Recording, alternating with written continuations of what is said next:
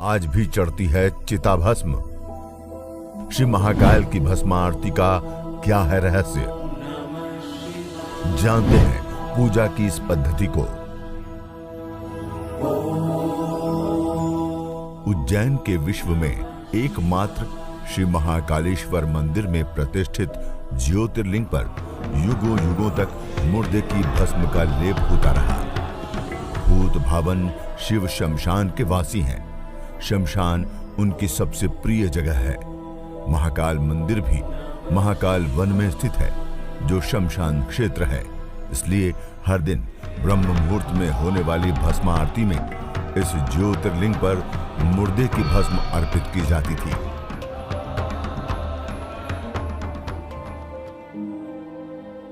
तो चिता का होना चाहिए, तो वहां पर स्मशान जो है वो महत्वपूर्ण है।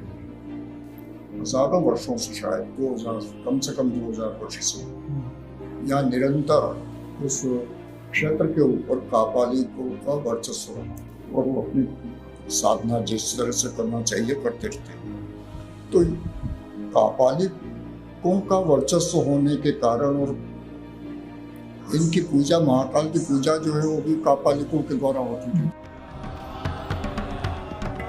ये परंपरा तब तक जारी रही जब तक मंदिर का नियंत्रण कापालिकों के हाथ में रहा। कापालिक शमशान में ही रहकर साधना करते हैं और वे अपनी श्रद्धा और मान्यता के अनुरूप ज्योतिर्लिंग पर मुर्दे की भस्म का लेपन करते थे।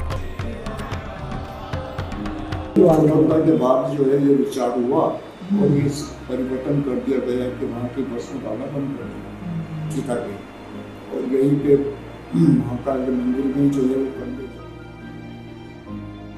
इसके बाद मंदिर का नियंत्रण ब्राह्मण पुजारियों के हाथ में आ जाने पर उन्होंने मुर्दे की भस्म अर्पित करने की परंपरा में बदलाव किया। आजकल जो भस्म अर्पित की जाती है वो कपिला गाय के गोबर से बने कंडे, शमी, पीपल, पलाश, बड़, अमलतास और बेर के वृक्ष की लकड़ियों को एक साथ जलाकर तैयार की जाती है। इसमें भस्म को कपड़े से छानकर श्री महाकाल को अर्पित किया जाता है। इस आरती में शामिल होने के लिए देश भर से और विदेश से भी बड़ी संख्या में लोग उपस्थित होते हैं। अक्सर जिज्ञासा की जाती है कि भगवान शिव को भस्म क्यों अर्पित की जाती है। सभी देवी देवता तो सुंदर वस्त्र और आभूषणों से सुसज्जित रहते हैं, जबकि भगवान शिव मृग चर्म धारण किए रहते हैं, शरीर पर भस्म लगाए रहते हैं। भस्म वैराग्य का प्रतीक है। शिव पुराण के अनुसार भस्म सृष्टि का सार है। एक दिन पूरी सृष्टि राख में बदल जाएगी। इसका यही अर्थ है कि एक दिन ये संपूर्ण सृष्टि शिव जी में विलीन हो जानी है।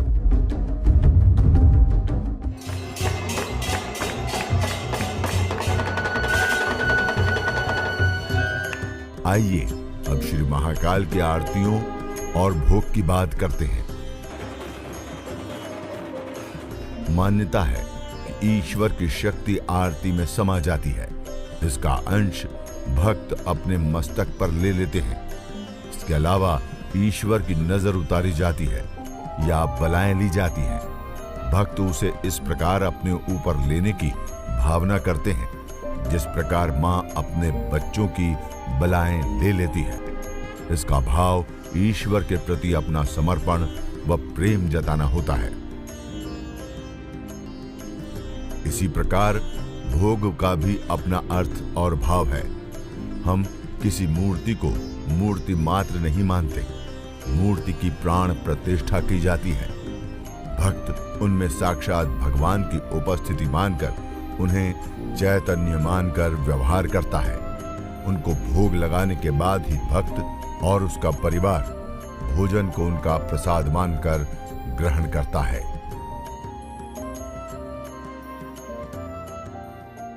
भगवान श्री महाकाल की प्रतिदिन 5 आरतियां होती हैं। सुबह 4 बजे से 6 बजे तक भस्म आरती होती है। इसके समय में सिर्फ सावन के महीने में बदलाव किया जाता है।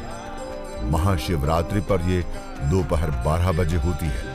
इस आरती का स्वरूप बहुत भव्य होता है। वैदिक मंत्रों, स्तोत्र पाठ, वाद्य यंत्रों, शंख, डमरू, घंटी, घड़ियालों से पूरा मंदिर गुंजायमान हो जाता है। पूरा परिवेश ऐसा होता है कि भक्तों का मन अद्भुत अलौकिक आनंद से आप्लावित हो जाता है।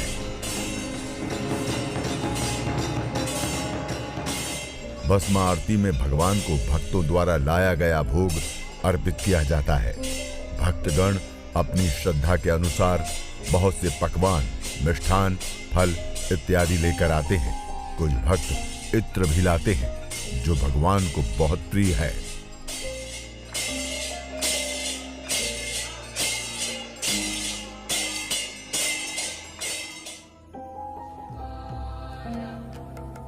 इसके बाद सुबह 7:30 बजे की आरती होती है।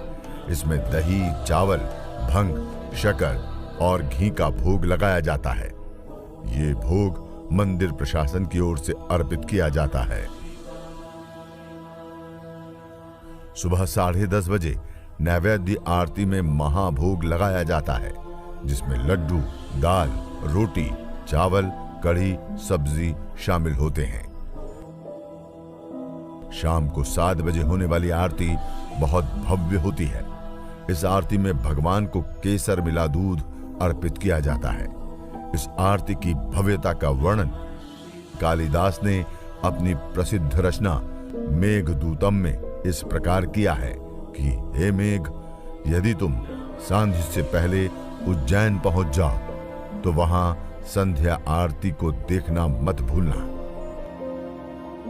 गुरुदेव रविंद्रनाथ टैगोर ने अपनी कविता स्वप्नलोके उज्जैनी में शिप्रा तट पर शिव मंदिर आरती की बेला का अंकन किया है। रात को 10:30 बजे शयन आरती होती है। इसकी छटा भी निराली होती है। इसमें भगवान को भक्तों द्वारा लाई गई भोग सामग्री अर्पित की जाती है।